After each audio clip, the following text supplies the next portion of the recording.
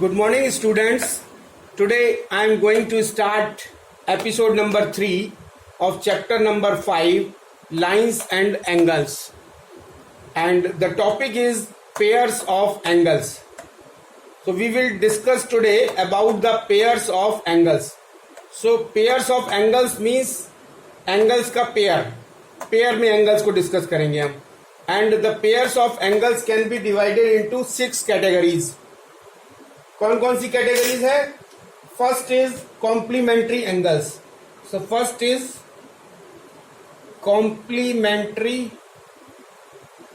Complementary angles.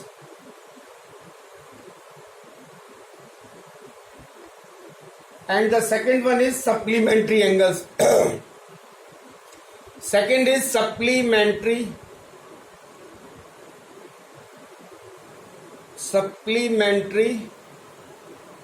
angles, and the third is equal angles,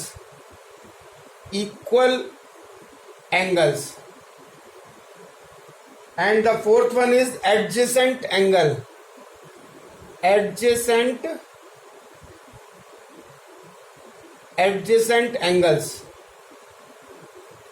and next is linear pair of angles. Linear pair of angles, and the last one is the opposite angles formed by two intersecting lines. The opposite angles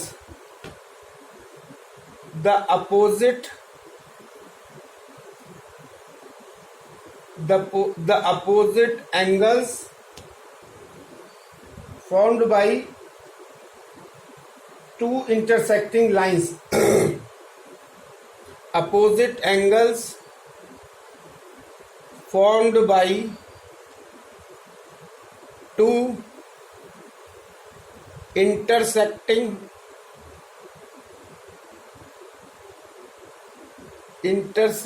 lines. The opposite angles formed by two intersecting lines having no common arm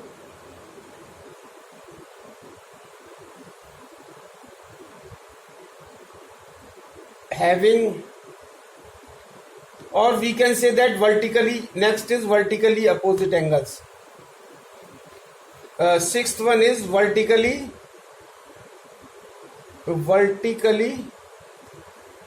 opposite angles. So these are the 6 categories of the pairs of angles. जो pair में angles होते हैं उनकी 6 categories हैं. And the first one is complementary angle. Complementary angles ये pairs में होते हैं. सप्लीमेंट्री एंगल्स ये भी पेयर्स में होते हैं. इक्वल एंगल्स ये भी पेयर में होते हैं. एडजेसेंट एंगल्स ये भी पेयर में होते हैं. लीनियर पेयर ऑफ एंगल्स ये भी पेयर में होते हैं. और वर्टिकली अपोजिट एंगल्स ये भी पेयर में होते हैं. अब कॉम्प्लीमेंट्री एंगल्स कौन से होते हैं ये देखिए. कॉम्प्लीमेंट्री एंगल्स जो हैं वो कॉम्प्लीमेंट्री एंगल्स होते हैं if the sum of their measures is 90 degree. Complementary angles are those angles where if the sum, उनका सम जो है वो if the sum of their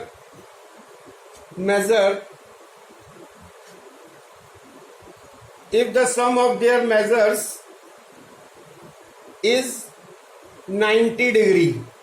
अगर सम जो है वो इन दो एंगल का सम अगर 90 डिग्री होगा तो वो कौन से होंगे? Complementary angles. और सप्लीमेंट्री एंगल्स कौन से होंगे? If the sum of their measures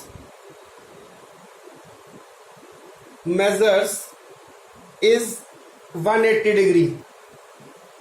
अगर दो एंगल और उनका सम जो है वो 180 हो तो वो क्या कहलाएंगे? दोनों एंगल क्या कहलाएंगे? पेयर. मतलब वो पेयर कहलाएगा किसका? सप्लीमेंट्री एंगल्स का. वो एक दूसरे के सप्लीमेंट्री एंगल होंगे. और equal angles if they have same measures, अगर if they have same measures, अगर दो एंगल हैं और दोनों के जो एंगल की डिग्री जो है वो सेम है, तो वो क्या कहलाएंगे? Equal angles. If they have same measures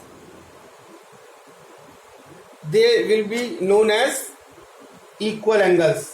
and the next is adjacent angles if they have the same common vertex. अगर एडजेसेंट एंगल किसे कहेंगे? If they have the same vertex. Same मतलब कॉमन वर्टेक्स, सेम मतलब common vertex. अगर उनका vertex जो है वो सेम होगा और एक common arm and two arms on opposite sides, common vertex हो और एक कॉमन आर्म हो, एक आर्म जिसमें कॉमन हो, एक कॉमन आर्म एंड, और जो दो आर्म्स, बाकी की जो दो आर्म्स हैं एक आर्म उसमें कॉमन हो, क्योंकि एंगल में हमको जो है वो बाकी की जो rest of the two arms हैं and two arms on opposite sides, इस कॉमन आर्म के जो अपोजिट साइड्स में एक आर्म होगी और दूसरी साइड में दूसरी आर्म होगी, तो and two arms on opposite sides of common arm, on opposite sides of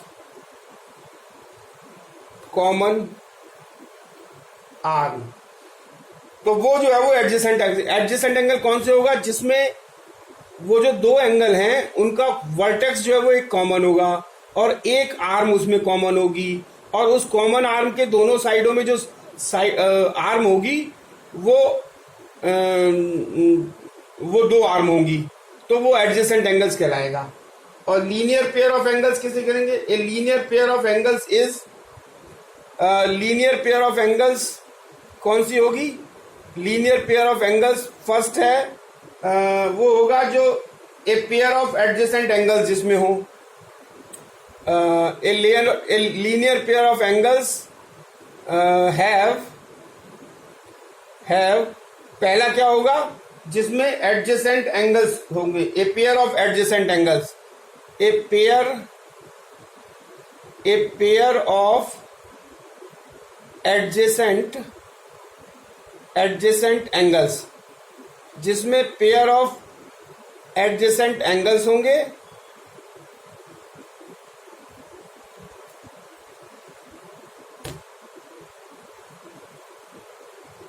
pair of adjacent angles.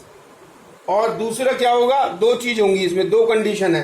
दूसरा होगा the sum of linear pair of angles, और इनका जो द सम है, the sum of linear pair of angles, the sum of linear pair of angles is, वो कितना होगा? 180 degree. तो वो एंगल्स जो है वो एडजेसेंट एंगल कहलाएंगे which have a pair of adjacent angles, जिसमें दोनों एंगल्स जो होंगे वो एडजेसेंट एंगल होंगे, और उन दोनों एंगल्स का जो सम होगा वो क्या होगा?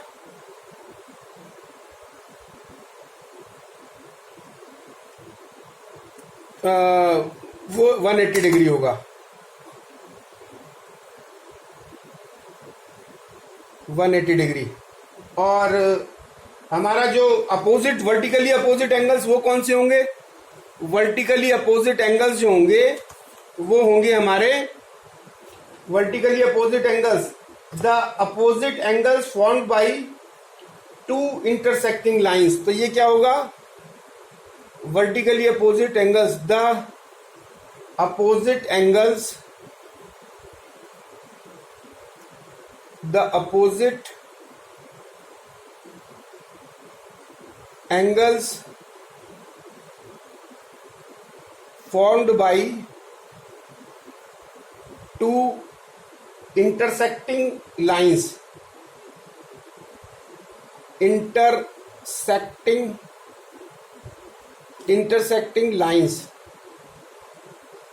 having no common arm जिसमें कोई कॉमन आर्म नहीं होगी, having no common arm are called vertically opposite angle, वो वर्टिकली अपोजिट एंगल्स कहलाएंगे। और दूसरा पॉइंट, ये तो एक पॉइंट हो गया, और इसमें दूसरा पॉइंट और होता है। सेकंड पॉइंट क्या है इसका, कि vertically opposite angles are equal. वो एंगल्स जो होते हैं वर्टिकली अपोजिट एंगल्स जो होते हैं, vertically opposite angles are equal होते हैं। Vertically opposite angles are equal. So this is the definition of pairs of angles. तो सबसे पहले इसको हम दोबारा आपको रिपीट कर देते हैं। सबसे पहले क्या है, pairs of angles. Pairs of angles six category में बांटे गए हैं। पहला है कॉम्प्लीमेंट्री एंगल। तो कॉम्प्लीमेंट्री एंगल्स किसे कहते हैं? Complementary angles are those angles if the sum of their measures is 90 degree. अगर दो एंगल का सम जो है वो 90 डिग्री होगा तो वो कॉम्प्लीमेंट्री एंगल कहलाएगा। Supplementary angles if the sum of their measures is 180 degree. अगर दो एंगल्स हैं उनका सम अगर 180 डिग्री है तो वो सप्लीमेंट्री एंगल कहलाता है। और equal angles, third one is equal angles. अगर if they have the same measures, अगर दो एंगल्स हैं और दोनों का जो डिग्री है, डिग्री ऑफ एंगल है, वो सेम है तो वो इक्वल एंगल्स कहलाते हैं। एडजेसेंट एंगल्स, एडजेसेंट एंगल्स मतलब पास वाले, पड़ोसी वाला। जैसे एक मकान के बराबर में दूसरा मकान जो सट के बना हुआ है तो उसकी एक वॉल जो है वो कॉमन होती है, तो ऐसे ही इसकी एक आर्म कॉमन होती है एडजेसेंट एंगल्स की। If they have the same common vertex, अगर उनका कॉमन वर्टेक्स हो और एक कॉमन आर्म हो और उस कॉमन आर्म के दोनों साइड में जो अपोजिट साइड्स हो तो वो क्या कहलाएगा? Adjacent angles. Linear pair of angles क्या होता है? Linear pair of angles are those angles which have a pair of adjacent angles. तो लीनियर पेयर ऑफ एंगल्स में एडजेसेंट एंगल्स होंगे दोनों और उनका सम जो है वो 180 डिग्री होगा। और वर्टिकली अपोजिट एंगल्स क्या होते हैं? The opposite angles formed by two intersecting lines.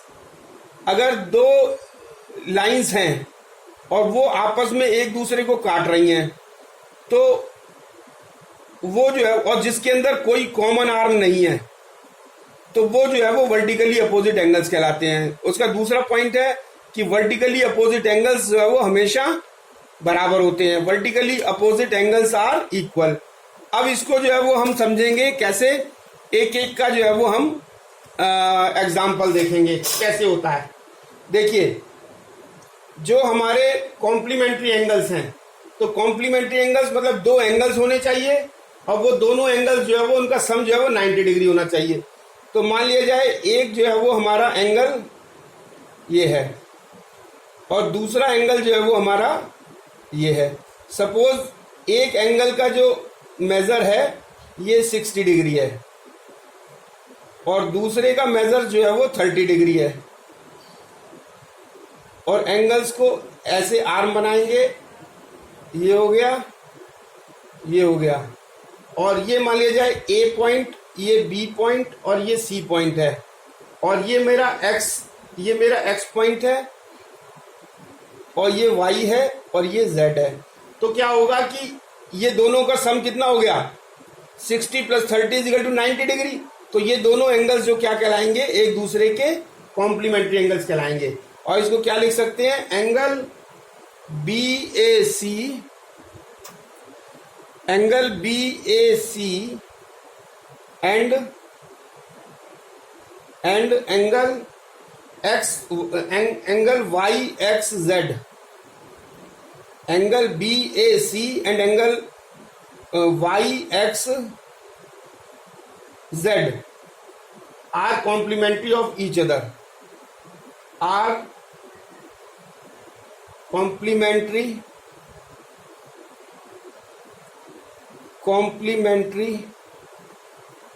angles of each other.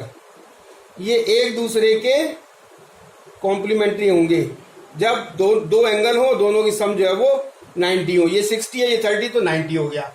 अब ऐसे ही अगर हम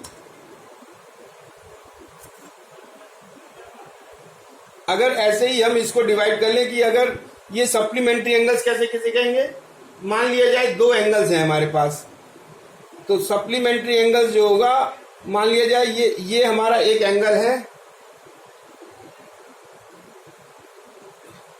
ये एंगल मान लिया जाए P है, ये P है पॉइंट, ये है Q पॉइंट और ये है R पॉइंट, और इसमें जो है वो एंगल जो है वो ये बना रहा है 45 डिग्री.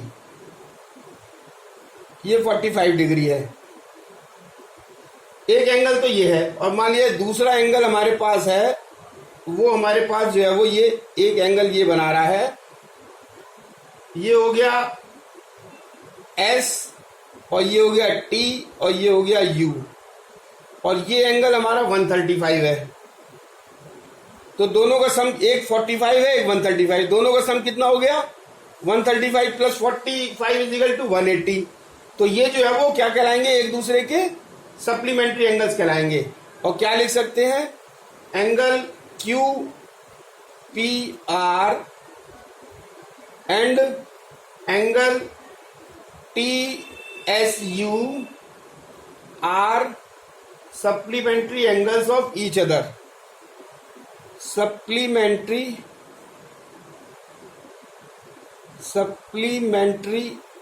एंगल्स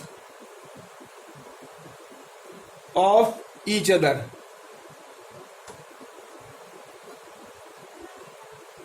तो ये कहलाएगा. तो सप्लीमेंट्री, क्योंकि इन दोनों का सम जो है वो 180 है. नाउ इक्वल एंगल्स कौन से कहेंगे, इक्वल एंगल्स कौन से होंगे, अगर दोनों का मेजर जो है वो सेम है. सपोज जो है वो एक एंगल हमारे पास है जिसका मेजर जो है वो 75 डिग्री है, ये 75 डिग्री का है, और ये है P और ये है Q और ये है R. This is P, this is Q and this is R, और इसका मेजर्स कितना है 75 डिग्री. और दूसरा भी एक एंगल है मेरे पास, दूसरा एंगल है, उसका भी मेजर जो है वो कितना है 75, उसका मेजर भी 75 है, और उसकी वो जो है वो S और T और U है, U. तो क्या कहेंगे कि एंगल Q